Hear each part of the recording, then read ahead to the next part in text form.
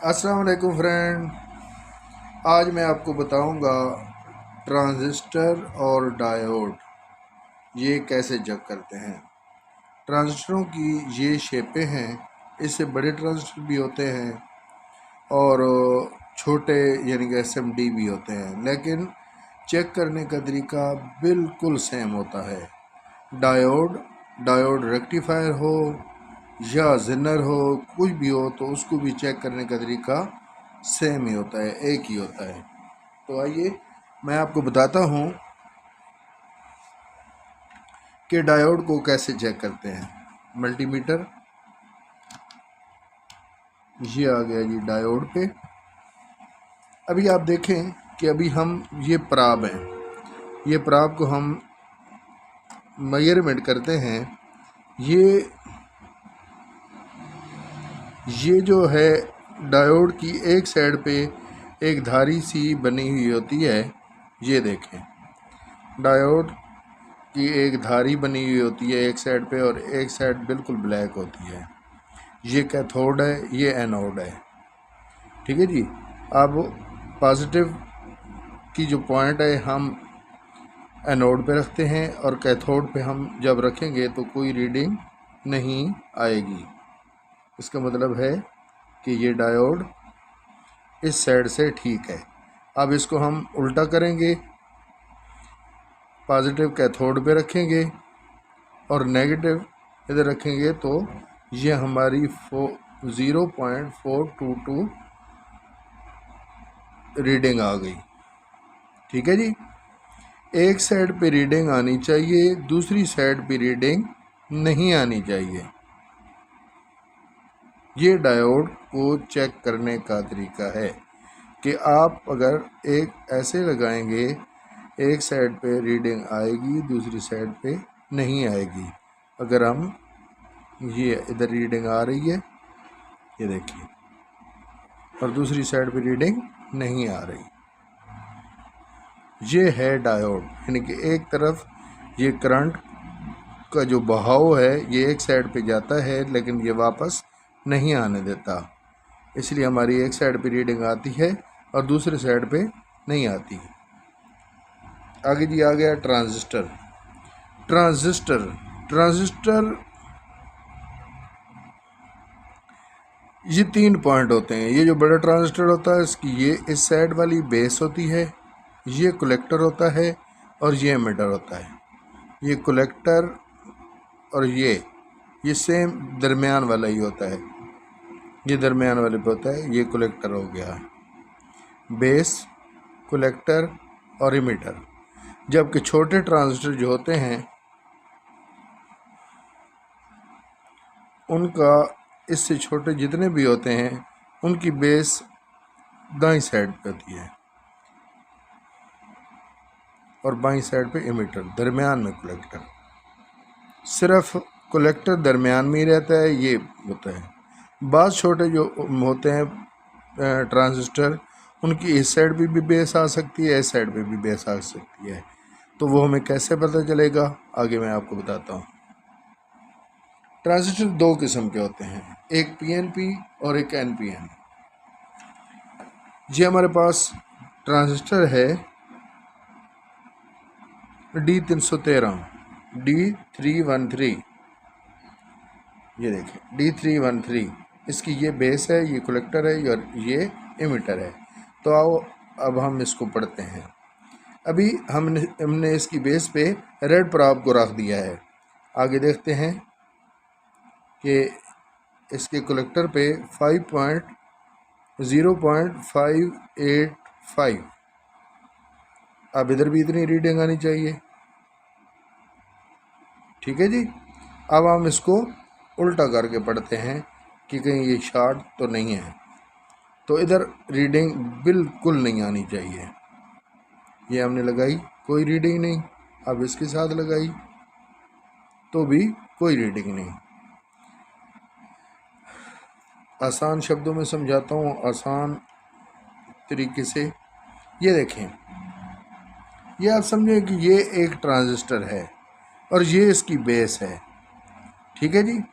अब वो डायोड का भी, यानी कि ये भी एनोड आ गया, कैथोड दोनों आपस में मिले हुए हैं।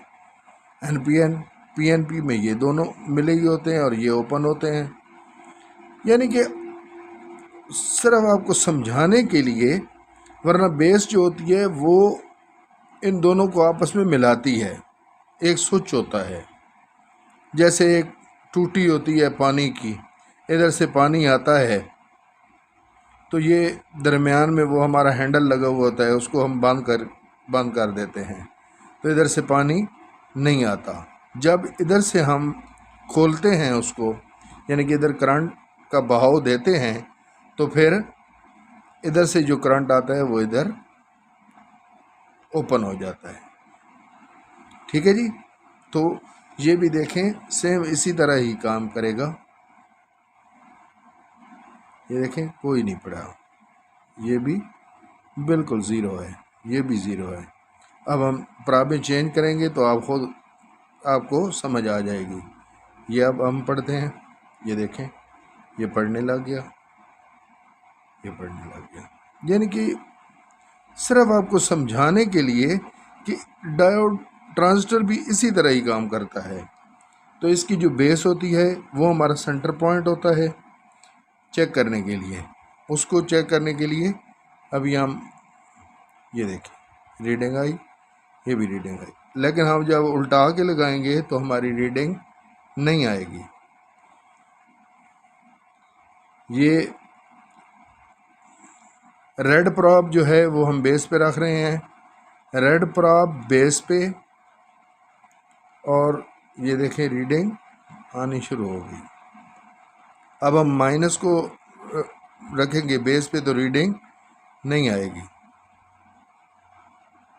ये देखें।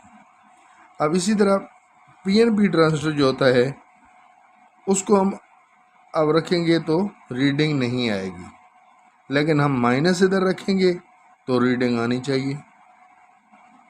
तो इसका बेस ये बन जाता है, सॉरी ये बेस हो जाएगा। ये देखें, नहीं आ रही। अब ये इधर रखते हैं, ये आने लगी।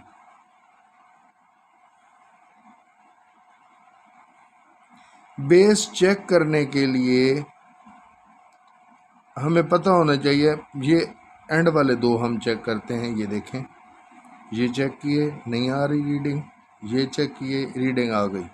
अब अगर हम इसको इधर करते हैं, ये देखें इधर भी रीडिंग आ रही है, इधर करते हैं तो इसका मतलब है कि ये बेस है, दोनों पे रीडिंग आ रही है। अगर हम इसको इधर करेंगे दरमियान वाली पे तो रीडिंग नहीं आएगी। अगर रीडिंग आती है तो आपका ट्रांजिस्टर ख़राब है। 0 पॉइंट समथिंग ये आनी चाहिए रीडिंग आपकी। अगर 1 पॉइंट ज़्यादा हो जाती है या बिल्कुल 0 हो जाती है तो आप यही समझ लें कि आपका ट्रांजिस्टर ख़राब है, आपका ट्रांजिस्टर शॉर्ट है। अब एनालॉग मीटर से भी मैं आपको चेक करवा दूं कि एनालॉग मीटर किस तरह इस्तेमाल करते हैं। तो इसको हम रखेंगे 1x पे, ये आ गया जी 1x पे। अभी आप सिर्फ ये देखें, ये 1x पे है। और अब हम ट्रांजिस्टर चेक करेंगे, ये देखें,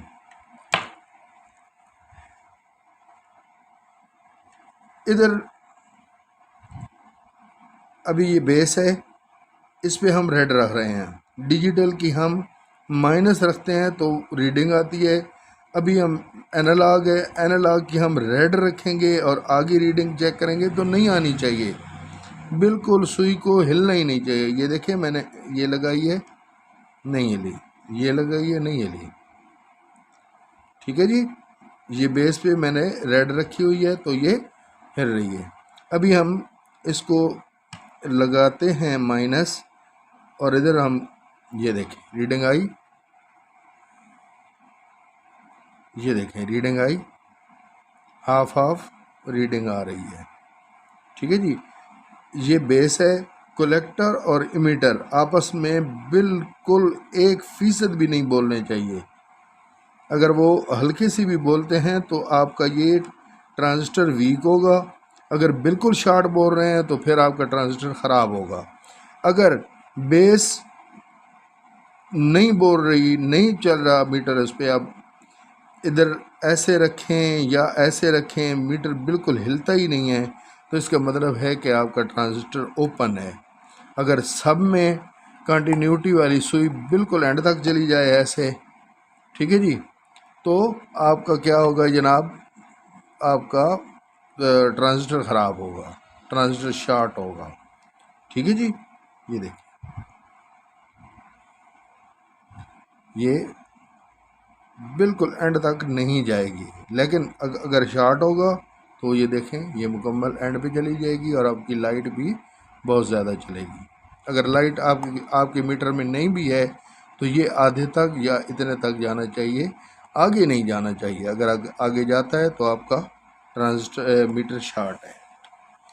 या अगर जाता है, आप पराबें उल्टी करके लगाते हैं, फिर वो बिल्कुल हिलता ही नहीं है, तो भी आपका ट्रांजिस्टर ठीक है।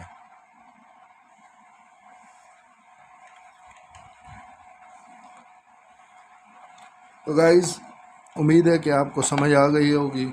अगर कोई बात समझ नहीं आई है तो आप कमेंट्स करें, मैं आपको इंशाल्लाह समझाऊंगा और बेहतरीन समझाने की कोशिश करूंगा। जिस जगह भी आपको समझ नहीं आई आप मुझसे पूछ सकते हैं, कमेंट्स कर सकते हैं, मैं आपको ज़रूर जवाब दूंगा। और गाइज़, वही बात, मेरा चैनल सब्सक्राइब करें ताकि हर मुफीद वीडियो आप तक पहुँचे और आपको इलेक्ट्रॉनिक्स की समझ आ सके। और मेरी वीडियो को लाइक करें, शेयर करें और कमेंट्स करें कि कैसी लगी है वीडियो। जज़ाकल्लाह। अस्सलामु अलैकुम वरहमतुल्लाहि वबरकातुहू।